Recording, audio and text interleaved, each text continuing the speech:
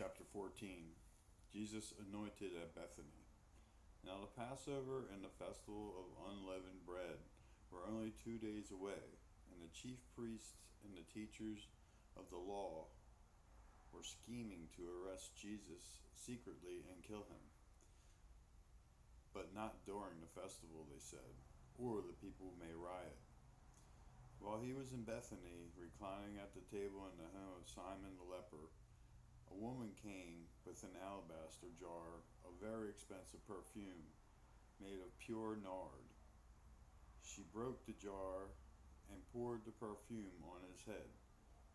Some of those present were saying indignantly to one another, "Why this waste of perfume?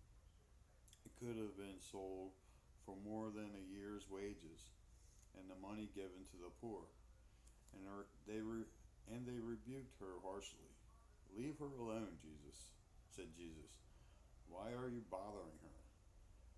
She has done a beautiful thing to me.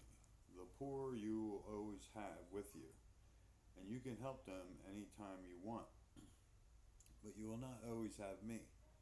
She did what she could. She poured perfume on my body beforehand to prepare for my burial. Truly, I tell you, wherever the gospel is preached throughout the world, what she has done will also be told in memory of her. Then Judas Iscariot, one of the 12, went to the chief priests to betray Jesus to them. They were delighted to hear this and promised to give him money. He watched for an opportunity to hand him over. The Last Supper. On the first day of the festival of unleavened bread, when it was customary to sacrifice the Passover lamb, Jesus' disciples asked him, "Where do you want us to go and make preparations for you to eat the Passover?" So he sent two of his disciples, telling them, "Go into the city, and a man carrying a jar of water will meet you. Follow him. Say to the owner of the house he enters, 'The teacher asks, where is my guest room where I may eat the Passover with my disciples?' He will show you a large room upstairs, furnished and ready. Make preparations for us there." The disciples left, went into the city, and found things just as Jesus had told them. So they prepared the Passover. When evening came, Jesus arrived with the 12. While they were reclining at the table eating, he said, "Truly I tell you, one of you will betray me, one who is eating with me." They were saddened, and one by one they said to him, "Surely you don't mean me." "It is one of the 12, he replied, "one who dips bread into the bowl with me. The Son of Man will go just as it is written about him, but woe to the man who betrays the Son of Man. It would be better for him if he had not been born."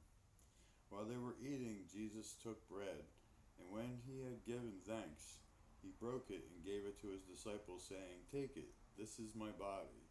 Then he took a cup, and when he had given thanks, he gave it to them, and they all drank from it.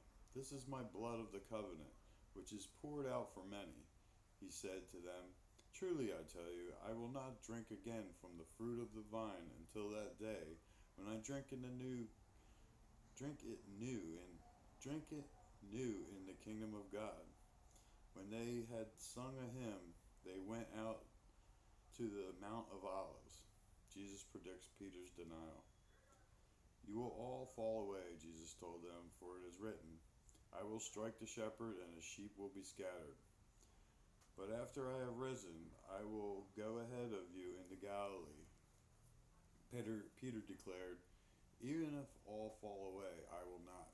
"Truly I tell you," Jesus answered, "today, yes, tonight, before the rooster crows twice, you yourself will disown me 3 times." But Peter insisted emphatically, "Even if I have to die with you, I will never disown you." And all the others said the same. Gethsemane. They went to a place called Gethsemane, and Jesus said to his disciples, "Sit here while I pray." He took Peter, James, and John along with him, and he began to be deeply distressed and troubled. "My soul is overwhelmed with sorrow to the point of death," he said to them. "Stay here and keep watch." Going a little further, he fell to the ground and prayed that if possible, the hour might pass from him. "Abba, Father," he said, "everything is possible for you. Take this cup from me, yet not what I will, but what you will." Then he returned to his disciples and found them sleeping. "Simon," he said to Peter, "are you asleep? Couldn't you keep watch for 1 hour? Watch and pray so that you will not fall into temptation. The spirit is willing, but the flesh is weak." Once more he went away and prayed the same thing. When he came back, he again found them sleeping because their eyes were heavy. They did not know what to say to him. Returning the third time, he said to them, "Are you still sleeping and resting? Enough! The hour has come. Look, the Son of Man is delivered into the hands of sinners. Rise, let us go. Here comes my betrayer." Jesus arrested. Just as he was speaking, Judas, one of the 12, appeared with him.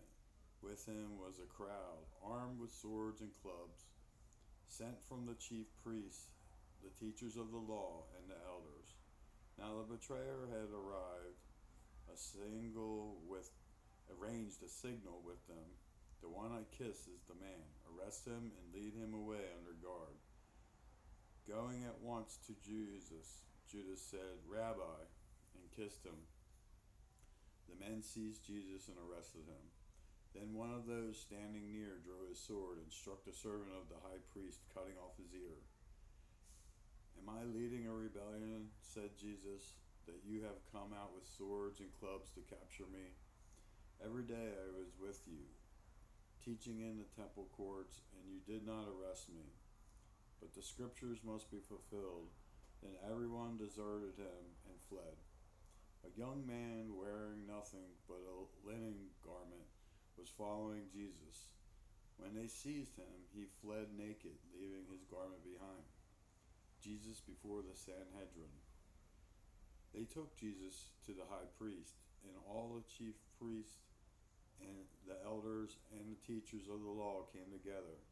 Peter followed him at a distance, right into the courtyard of the high priest. There he sat with the guards and warmed himself at the fire. The chief priests and the whole Sanhedrin were looking for evidence against Jesus so they could put him to death, but they did not find any. Many testified falsely against him, but their statements did not agree. Then some stood up and gave his false testimony against him.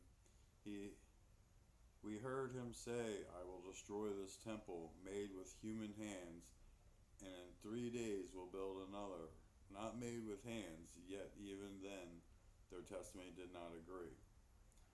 Then the high priest stood up before them and asked Jesus, "Are you not going to answer? What is this testimony that these men are bringing against you?"